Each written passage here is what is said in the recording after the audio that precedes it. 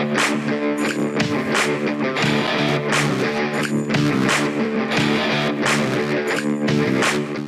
give you an idea of the comedy and things that happened in my life, I'm going to tell you a story. There was a point where I was putting double wide mobile homes and single wide mobile homes together, level them up, anchor them down, pull the axles out, load them on trailer. Sometimes they would have me trim out the ends, go inside and trim out the inside. Anyway, I had been doing that for quite a while. That year we did a little over 150 double wides, 7 triple wides, and nearly 40 single wides. But in that year, they said, hey, instead of having a double wide, this big one, come all the way up here to Harrison and then go all the way back down to Little Rock, would you consider going down to Little Rock, meeting the driver and helping him put it on the site? I said, sure, I'll do that, but I get $150 an hour from the time I leave here and go down there until I get back. I said, deal. So we drove down there.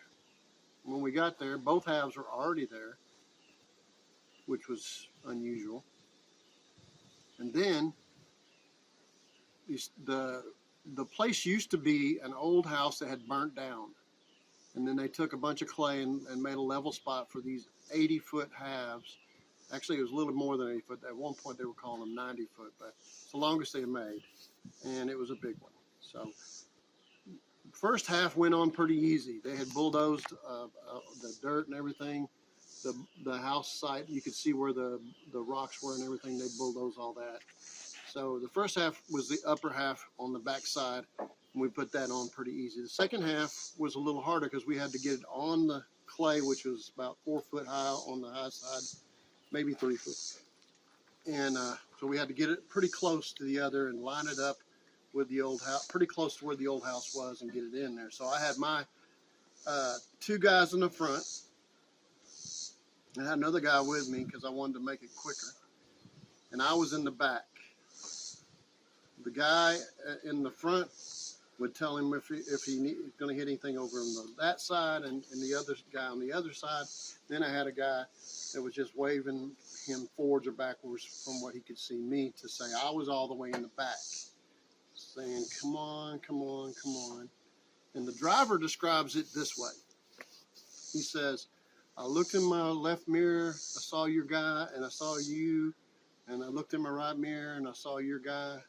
And I looked back in my left mirror, and then back in my right. I looked in my left mirror one time, and I saw your guy, and I looked in my mirror, and only thing I see is your head. So what had happened to me was, over the time period that they bulldozed the site and bulldozed the house and put in the clay, they ran over the top of the septic tank.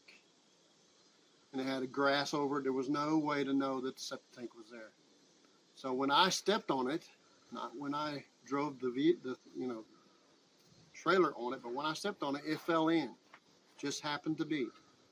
So there I was, my head just above, and I couldn't get out.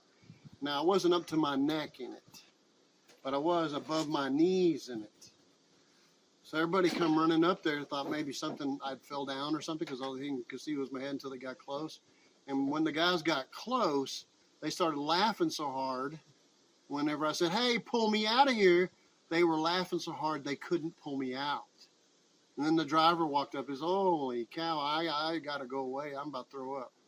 It wasn't that bad. It wasn't as old sewage and had been a long time, but it's not good. I'm sure there's not a lot of people that have been in that situation. So they finally drugged me out of there. And then I said, now you got to take me somewhere where I can get hosed off. And they were laughing. So take me to a car wash. You got to get in the back of the truck. And so they drove me and drove around town laughing. Ah, ah, ah, ah. They took me to, I finally found a car wash. While they were hosing me down, they had to take turns because they couldn't stop laughing. It was that long that they were laughing. So they hosed me all off from my waist down, them laughing the whole time.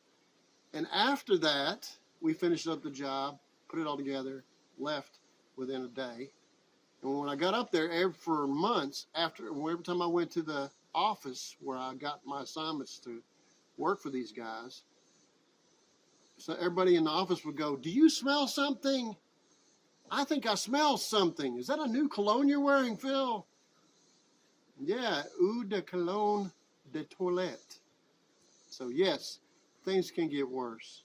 And yes, I have always had my failures and I've overcome them. I don't fall into septic tanks as a rule. But there you go. Things can always get worse.